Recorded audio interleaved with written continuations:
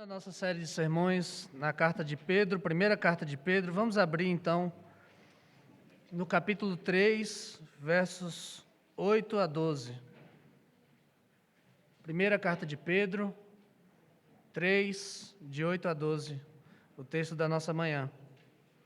E assim como oramos em maneira de música, que Ele fale conosco através desse texto. 1 Pedro 3, de 8 a 12.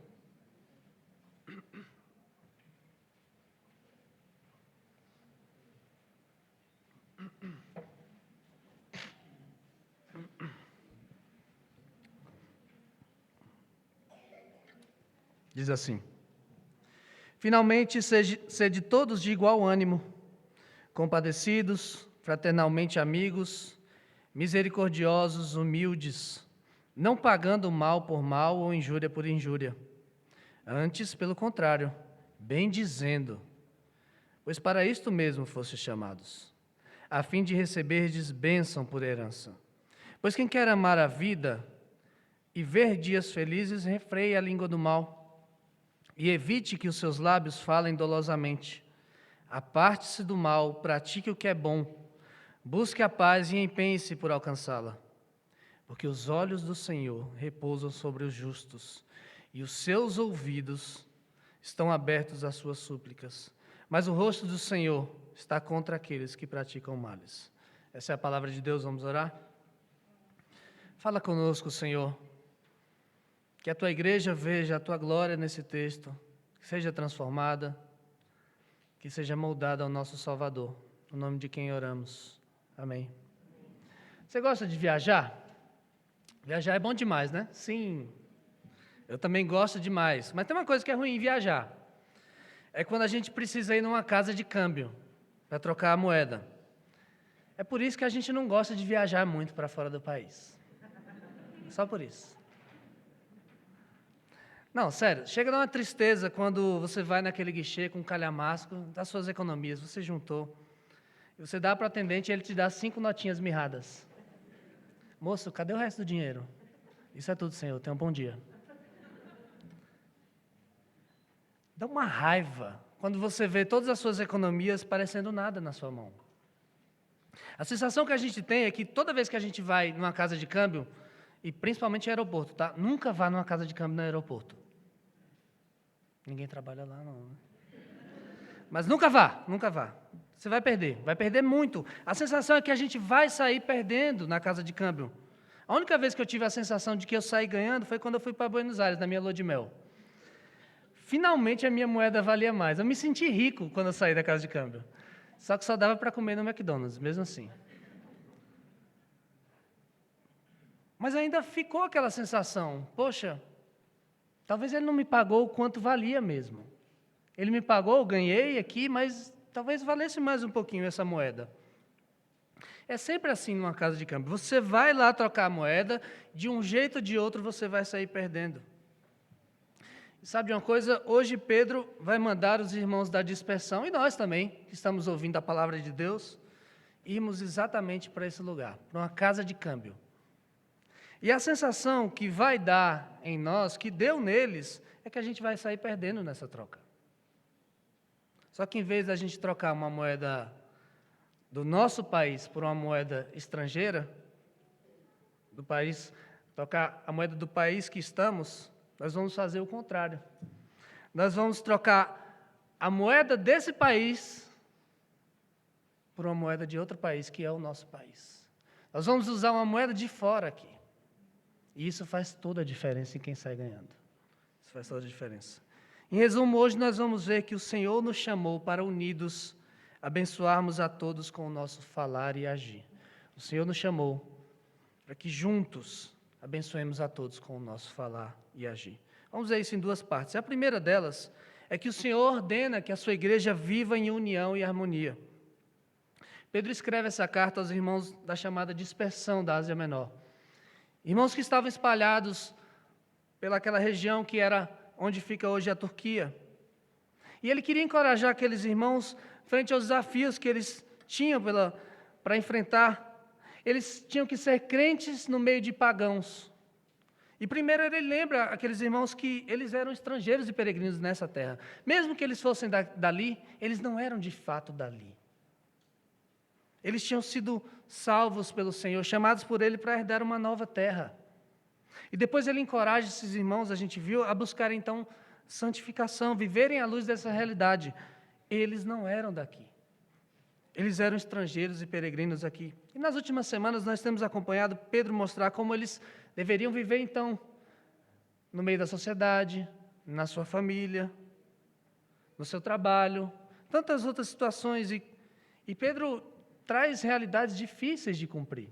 Primeiro ele diz que como santos do Senhor eles deviam se abster das suas paixões carnais.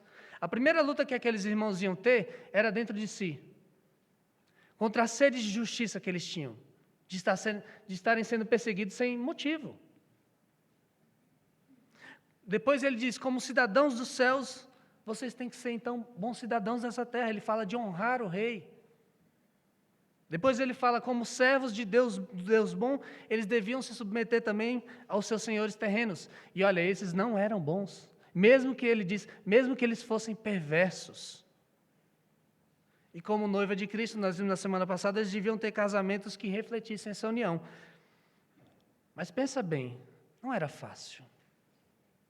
Tantas coisas difíceis. Como você vencer tantos males sozinho? Como você ter uma postura exemplar? Primeiro, dentro de você, depois, frente ao governo, frente ao seu trabalho, na sua casa, no seu casamento, com seus filhos. Como? Sozinho. Como reagir se mesmo assim, se você conseguisse? Estou conseguindo. E o seu bom procedimento resultasse em mais males contra você, dos pagãos. É o que nós vamos ver hoje. Porque é exatamente essa situação que os irmãos continuaram enfrentando. Vamos ver o verso 8 de novo.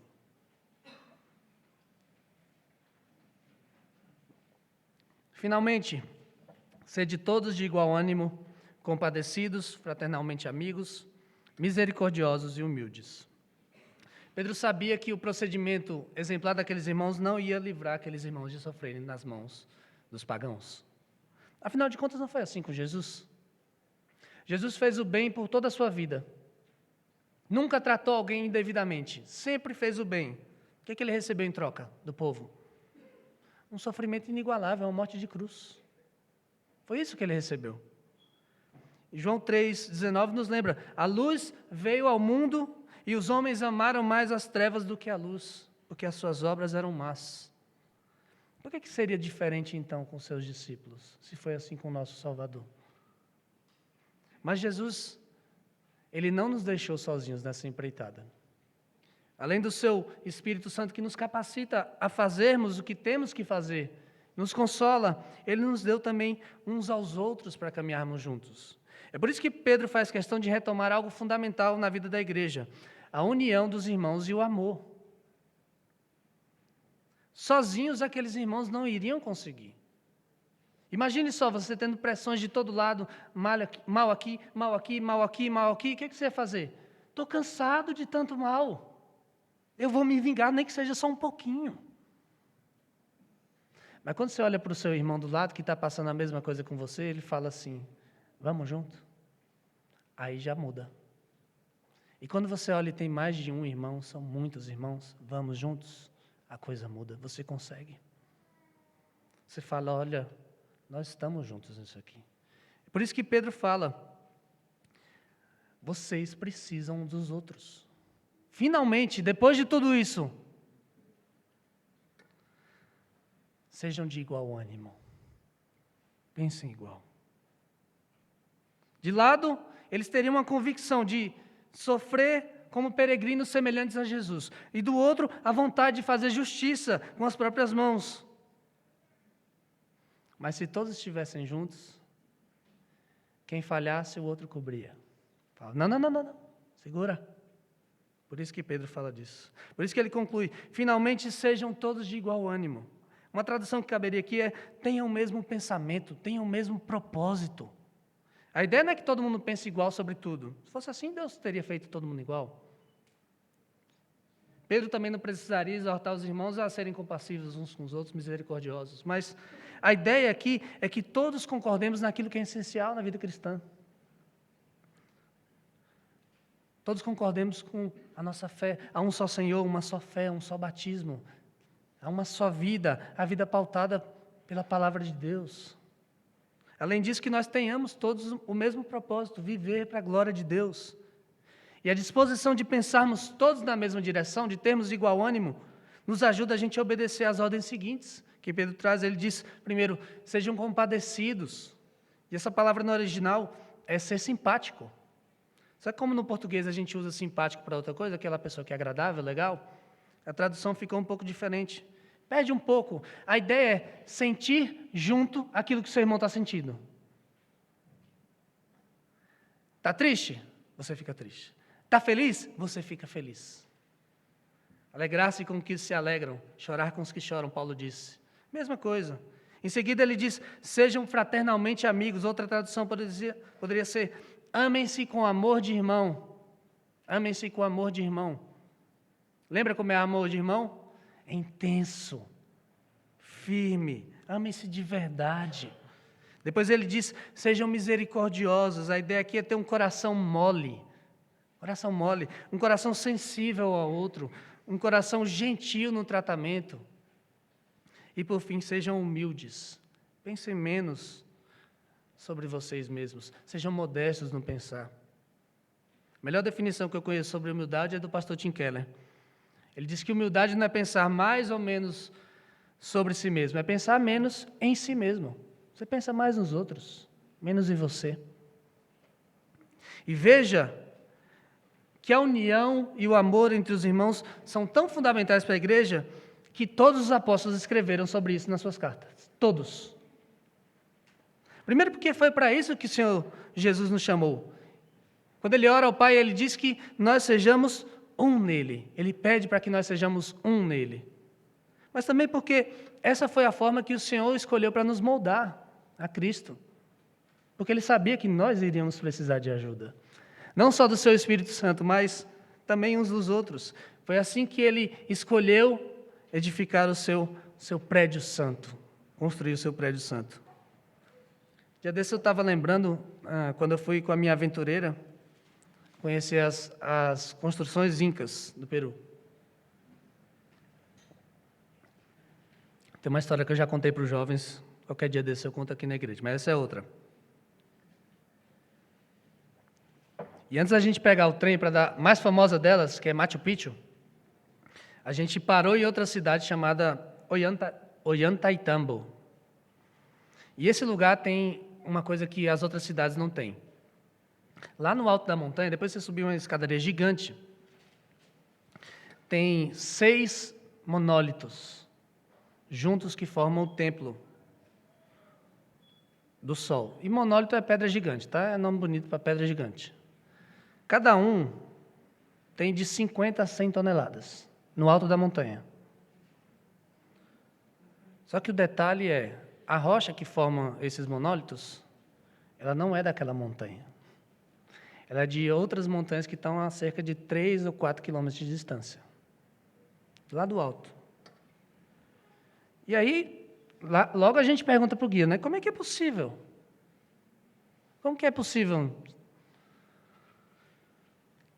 Como é que eles trouxeram daquela montanha essas pedras aqui, gigantes, intactas? Porque elas são lisinhas, bonitinhas, não tem falha nenhuma.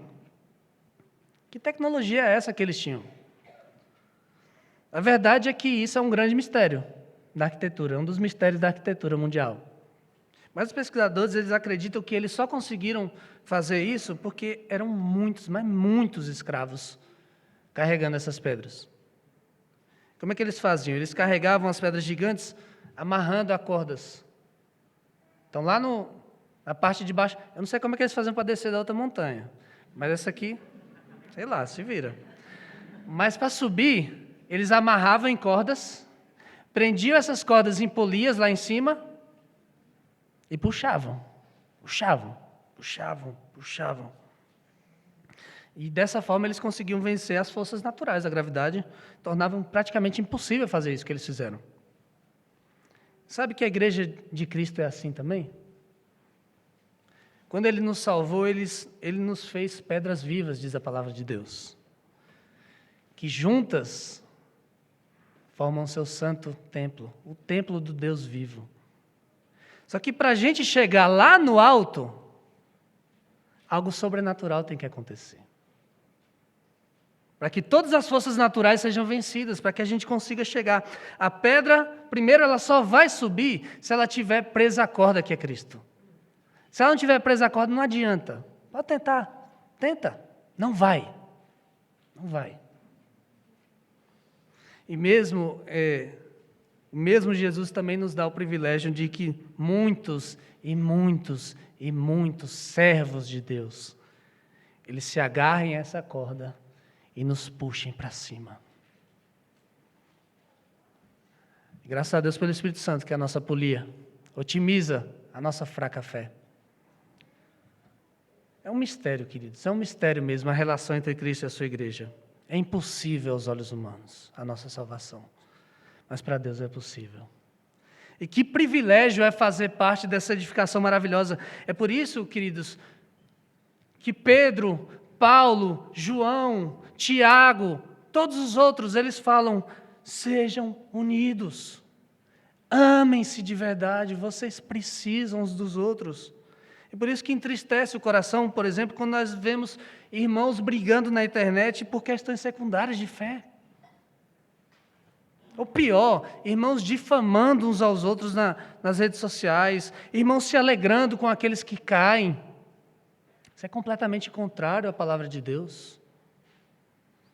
O puritano Richard Sibbes, ele diz que espetáculo jubiloso é para Satanás e a sua facção ver aqueles que são separados do mundo despedaçarem-se entre si. Ele diz: nossa dissensão é a melodia do inimigo. É isso mesmo, é música para o diabo, quando a igreja briga entre si. Não sejamos, queridos, os que fazem isso com uma falsa desculpa de defender a fé. A nossa conduta deve ser sempre dizer a verdade em amor, buscar o arrependimento dos nossos irmãos. E frente a isso eu pergunto, Igreja Semear, como igreja local, será que nós temos atuado nessa edificação, dessa pequena parte do grande edifício do Senhor? Será que nós temos olhado para Cristo, nós temos nos agarrado a Cristo e puxado uns aos outros na direção do alto? Sabe, é minha e sua responsabilidade fazermos isso. Olharmos para os nossos irmãos e puxarmos eles na direção do alto, na direção do nosso Senhor. Será que nós temos nos importado uns com os outros a ponto de compartilhar tristezas e alegrias, a ponto de sermos simpáticos de verdade uns com os outros? Será que nós temos feito relacionamentos significativos uns com os outros, ou superficialidade tem predominado no nosso meio? É tempo, queridos, de refletirmos o que é ser igreja. Igreja não é simplesmente vir aqui, cultuar e ir embora. Isso não é igreja. Igreja é peregrinar junto e ajudar uns aos outros na caminhada rumo a Jerusalém Celestial, principalmente por vir aqui cultuar ao Senhor juntos. Ouvirmos a palavra de Deus, cantarmos, adorarmos juntos. Porque, queridos, todas as forças desse mundo, inclusive a nossa própria carne, vão tentar nos impedir de fazer isso. Mas o projeto é dele. O projeto é do Senhor. E aquele que começou a boa obra vai completá-la um dia. Mas enquanto esse dia não chega, a gente precisa estar junto. A gente precisa compartilhar essa caminhada e puxar uns aos outros. Batalhar juntos para agirmos de maneira antinatural. Para agirmos contra o mal. E assim nós chegamos ao nosso segundo ponto. O Senhor nos chamou para abençoarmos a todos com o nosso falar e agir. Veja de novo o verso 9.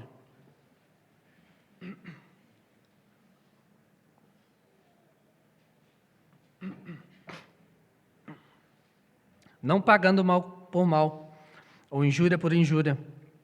Antes, pelo contrário, bem dizendo, pois para isto mesmo fostes chamados, a fim de receberdes bênção por herança. Pois quem quer amar a vida e ver dias felizes, refreie a língua do mal e evite que os seus lábios falem dolosamente. Aparte-se do mal, pratique o que é bom. Busque a paz e empenhe-se por alcançá-la, porque os olhos do Senhor repousam sobre os justos e os seus ouvidos estão abertos às suas súplicas, mas o rosto do Senhor está contra aqueles que praticam males. Depois de mostrar a importância de os irmãos estarem unidos, Pedro agora traz o desafio que eles teriam de enfrentar juntos: pagarem outra moeda. Pedro sabia que aqueles irmãos eles estavam sendo perseguidos, eles eram maltratados pelas pessoas ao seu redor. Talvez alguns deles estivessem sendo prejudicados nos seus negócios. Talvez outros poderiam ter sido expulsos das suas famílias.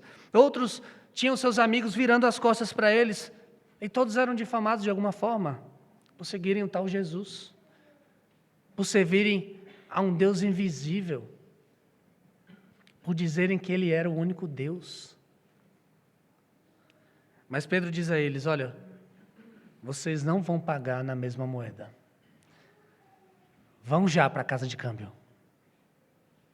Quando fizerem mal contra vocês, não se vinguem fazendo mal também. Quando insultarem vocês, não revidem com insultos. Pelo contrário, abençoem aqueles que fizerem isso com vocês. O quê? Abençoar? Posso ficar calado não só? Tem que abençoar ainda. Bendizer, a gente lê bendizer, né? Pensa que é bendizer a Deus. Não. É abençoar o outro. Bendizer quem me insulta sem motivo, só pelo fato de ser crente? Exatamente isso. Exatamente isso. E Pedro diz: porque é para isso que vocês foram chamados. Mas eu não fui chamado para ser salvo por Jesus, para ter uma vida plena nele, para ter uma vida abundante, sim. Mas ter uma vida abundante de verdade é se tornar cada vez mais parecido com Jesus. Essa é a vida abundante. Não foi isso que Jesus nos disse para fazermos em Lucas 6, 27 e 28? Ele diz: amai os vossos inimigos, fazei o bem para os que vos odeiam. Não é amam, odeiam. Bendizei os que vos maldizem, orai pelos que vos caluniam. Foi isso que Jesus falou. Não foi isso que Jesus mesmo fez durante toda a sua vida, quando ele era caluniado, insultado e ele não pagava na mesma moeda? Não foi isso que ele fez na cruz, quando ele, sendo zombado por aqueles homens que o pregaram para morrer aí, riram da cara dele, zombavam, falavam: desce daí! E ele fala o quê? Pai, perdoa-lhes, eles não sabem o que estão fazendo. Mas então é isso, a gente paga o mal que a gente recebe em outra moeda, a gente sai perdendo. Olha, aos olhos desse mundo e aos nossos olhos naturais, sim. Mas aos olhos da fé, não. Na verdade, a gente sai ganhando aquilo que o Senhor já conquistou para nós. E Pedro faz questão de reforçar a memória dos irmãos, dizendo: façam isso a fim de receberdes bênção por herança. Mas isso não é barganhar com Deus? Fazer alguma coisa para receber uma bênção? Fazer uma coisa querendo outra em troca? Não, porque Pedro fala de receber herança. Herança não se conquista por algo que você faz. Herança você recebe. De alguém que deixou para você, que escolheu te dar. Receber herança, se você é filho dele, ele vai te dar, se ele quiser te dar. E aqui está a diferença. Deus já nos fez seus filhos. Em Cristo Jesus, Ele já nos deu uma herança nele. É por isso que o nome é bênção mesmo. É bênção. Em vez de você sofrer o dano para receber uma recompensa, você sofre o dano porque você já recebeu uma recompensa. Juan Sanches, o comentarista, ele diz: ao buscar abençoar, mesmo sofrendo, você pode saber que está caminhando na direção da sua herança. Enquanto você vive a vida cristã, que você pode esperar a vida futura com Cristo. E ele diz: nós sofremos bem agora, não para sermos cristãos, mas porque nós já somos cristãos. Porque sabemos que a nossa herança nos espera. E Pedro, ele cita o Salmo 34, nós lemos mais cedo, foi pregado também semana passada, para nos relembrar qual é a herança daqueles que buscam o mal. Buscam o bem em vez do mal, por serem de Cristo. Ele diz: quem quer amar a vida, ver dias felizes, refreie a língua do mal, evite que que os seus lábios falem dolosamente. Aparte-se do mal, pratique o que é bom, busque a paz e empenhe-se por alcançá-la. Isso já é uma realidade nessa vida, embora haja exceções. Você pensar bem, quem tem mais probabilidade de viver melhor e por mais tempo? Aquele que vive de enganar os outros e praticar o mal? Ou aquele que refreia a sua língua do mal e busca a paz com empenho? Basta ver noticiário. Bandido vive menos porque ele corre atrás do quê? Do mal. Ele corre atrás do mal. Mas tanto o salmista como Pedro sabiam que esse mundo é um mundo quebrado. Pessoas que vivem pelo bem também sofrem com o mal. Por isso que essa promessa, ela não vai só para essa vida. Ela vai para além dessa vida. Aqui nós já experimentamos um pouco dessa graça, quando o Senhor nos livra de vivermos na cegueira, na escravidão do pecado. Mas a plenitude da felicidade da vida nos aguarda no porvir. Porque quem ama a vida de verdade, ama aquele que é a própria vida, que é Jesus. E vai ter um dia vida plena com Ele, para sempre, mesmo que aqui ele sofra mais do que aqueles que buscam o mal. Mas a maior de todas as bênçãos é a que está no verso 12. É ela que garante todas as outras. Pedro diz, os olhos do Senhor repousam sobre os justos e os seus ouvidos estão abertos às suas súplicas. A comunhão com Deus, queridos, é a maior bênção que nós podemos ter na nossa vida. Aqueles que trocam a sua natureza pelo poder do Senhor são transformados, trocam o mal pelo bem, eles têm comunhão com Deus. Não há nada que se iguale a isso. Veja, os olhos do Senhor repousam sobre os justos. Como diz R.C. Sproul de maneira linda, não é um olhar distorcido para você. É um olhar carinhoso. Não se trata daquele olhar fixo, ele diz, que destrói, mas é um olhar que edifica. É isso que nós devemos ensinar nossas crianças. Você sabe, quando eu era criança tinha uma música que me aterrorizava. O Salvador do céu está olhando para você. Não ensine isso para os seus filhos. Cuidado, né? Cuidado, olhinho no que vê. Não é esse o olhar do Senhor para nós. Quando o Senhor olha para você, cristão, Ele vê Jesus em você. Ele olha como alguém que te ama, que cuida de você, e não como alguém que está pronto para te pegar. Cristo já pagou por nós. É por isso que o Senhor nos vê. É por isso que o Senhor nos vê. E mais, Pedro diz, os ouvidos do Senhor estão abertos às suas súplicas. Ele cita o Salmo.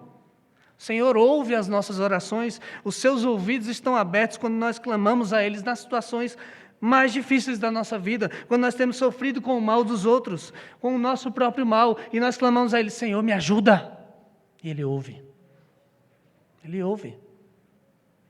Se você é de Jesus, o Senhor ouve o seu clamor, e Ele é por você, mesmo que a resposta das suas orações nem sempre seja aquilo que você quer ouvir, mas aquilo que você precisa ouvir. E é para o seu bem. Mas veja que aqueles que praticam o mal não têm esse privilégio. É a continuação do verso 12. Mas o rosto do Senhor está contra aqueles que praticam males. O rosto de Deus está contra eles. Deus não ouve as suas orações. O Hendrickson diz que aqueles que se deleitam em fazer o mal, eles não têm em Deus um amigo, mas eles têm um adversário. Quem não troca a moeda do mal pela do bem, não conhece a Deus, não ama a Deus, porque só consegue fazer isso quem foi transformado por Ele. Só consegue fazer isso quem foi transformado por Ele. E a pergunta que eu te faço nessa manhã é, você está disposto a pagar o mal com o bem? Você está disposto a trocar a moeda? Porque se abençoar, no lugar de amaldiçoar, se fazer o bem em troca do mal que você recebeu parece absurdo para você, talvez você ainda esteja cego. Talvez você ainda viva pelo mal. Mas não precisa ser assim. Como Davi disse mesmo no Salmo 34, ele diz, prove. e veja como o Senhor é bom. Prove. Deus te oferece o bem em Jesus Cristo, mesmo você sendo inimigo dele. Creia hoje em Jesus e você vai entender o que é o bem de verdade. Do contrário, o rosto do Senhor vai dar contra você. E ai daquele que cai nas mãos do Deus vivo. Mas se você já crê em Jesus, meu irmão, minha irmã, lembre-se de quem você é. Lembre-se do que Ele já fez por nós e viva a luz disso. Sabe, muitos crentes hoje vivem surpresos com o ódio que o mundo tem contra nós. Como se isso fosse novidade. Estão perseguindo a igreja, estão fazendo mal, estão fazendo leis contra nós. Abra a Bíblia. Eles eram queridos, né? Por Roma. Roma amava, né? Os cristãos. Sempre foi assim. Jesus nos alertou que seria assim. João 15, 18 a 20. Antes mesmo de morrer, ele diz: olha, se o mundo vos odeia, sabei primeiro que antes que a vós outros, me odiou a mim. Se fosseis do mundo, o mundo amaria o que era seu. Mas vocês não são do mundo. Pelo contrário, dele eu vos escolhi. Por isso o mundo vos odeia. Lembrai-vos da palavra que vos disse. Jesus diz: não é o servo maior do que o seu Senhor. Se me perseguiram a mim, também perseguirão vós outros. Foi sempre assim, queridos. E ele disse como nós deveríamos agir. Sabe, tem muito cristão agindo pela própria cabeça, pelo sangue quente. Fizeram isso com a gente, agora a gente vai revidar. Olha a palavra de Deus, Jesus dizendo no Sermão do Monte, Mateus 5, 43 e 44. Ouvis o que foi dito: amarás o teu próximo e odiarás o teu inimigo. Eu, porém, vos digo: amai os vossos inimigos e orai pelos que vos perseguem. Está pronto para abençoar quem te insulta? Está pronto para buscar e se esforçar para fazer a paz com ele, com quem te persegue? Então você é bem-aventurado, porque você foi transformado por Deus.